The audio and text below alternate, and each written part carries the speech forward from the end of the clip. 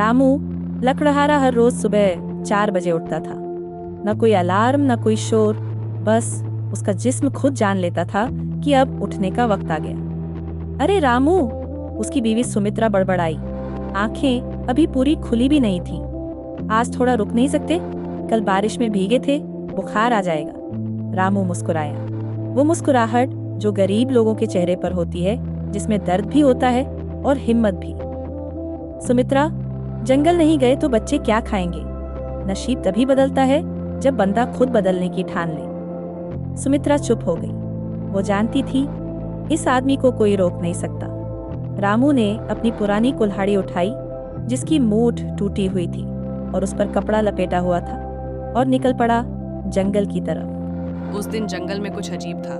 पक्षी नहीं बोल रहे थे, हवा भी थमी हुई थी। रामू जैसे ही नदी के किनारे पहुंचा, उसकी कुल्हाड़ी हाथ से छूटी और सीधे पानी में जा गिरी।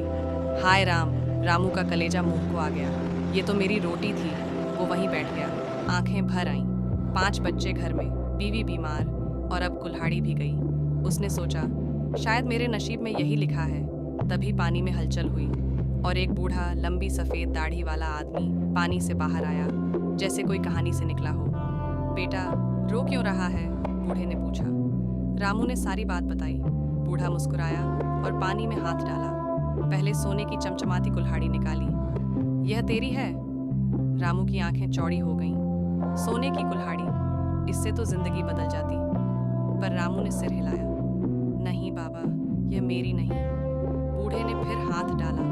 चांदी की कुल्हाड़ी निकाली। यह नहीं बाबा। बूढ़े ने तीसरी बार हाथ डाला और वो पुरानी टूटी कुल्हाड़ी निकाली, जिस पर कपड़ा लपेटा हुआ था। हाँ बाबा, यही मेरी है। रामू उछल पड़ा। बूढ़े की आंखें चमकी। उसने तीनों कुल्हाड़ियां रामू के सामने रख दी। बेटा, तू सच बोला, इसीलिए तीनों तेरी। यही तेरे नसीब का इनाम है। रामू कांपने लगा। बाबा, मैंने कुछ गलत तो नहीं किया? बूढ़ा हंसा। गलत वो करते हैं जो झूठ बोलते हैं। तू उन लोगों में से नहीं है। जा बेटा, अब तेरी जिंदगी बदलेगी। और देखते ही देखते बूढ़ा गायब हो गया, जैसे पानी में घुल गया हो। रामू वहीं खड़ा रहा। उसके हाथ में सोने और चांदी की कुल्हाड़ियां थीं। वो समझ नहीं पा रहा था कि सपना है या हकीकत। रामू जब घर लौटा तो सुमित्रा देखती ही रह गई। यह क्या है रामू? नसीब है सुमित्रा, हमारे ईमान का नसीब। पूरे गांव में खबर फैल गई। लोग आए, देखा, अचरज किया। पर एक आदमी था, मोटा सेठ हरिलाल, जिसकी आंखों में जलन थी। अबे, मैं भी जाऊंगा उस नदी पर, मुझे भी 3 कुल्हाड़ियां मिलेंगी, वो बड़बड़ाया। अगले दिन हरिलाल भागते हुए उस नदी पर पहुंचा। उसने जानबूझकर अपनी कुल्हाड़ी पानी में फेंकी और जोर जोर से रोने का नाटक करने लगा। बूढ़ा फिर प्रकट हुआ। सोने की कुल्हाड़ी दिखाई। हाँ हाँ, यही मेरी है, हरिलाल चिल्लाया। बूढ़े की आंखें ठंडी पड़ गईं। उसने कुल्हाड़ी वापस पानी में डाल दी। फिर बोला, झूठ बोला, इसलिए तेरी अपनी कुल्हाड़ी भी नहीं मिलेगी। हरिलाल वापस लौटा, खाली हाथ, लज्जा से भरा, और पूरे गांव के सामने हंसी का पात्र बन गया। रामू ने सोने और चांदी की कुल्हाड़ियां बेची, पर उसने दिखावा नहीं किया।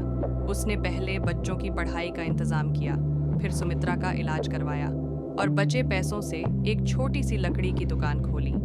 गांव के लोग कहते, रामू का नसीब खुल गया। रामू हंसकर जवाब देता, नसीब नहीं भाई, ईमान खुला। ईमान के दरवाजे खुलते हैं तो नसीब अपने आप चला आता है।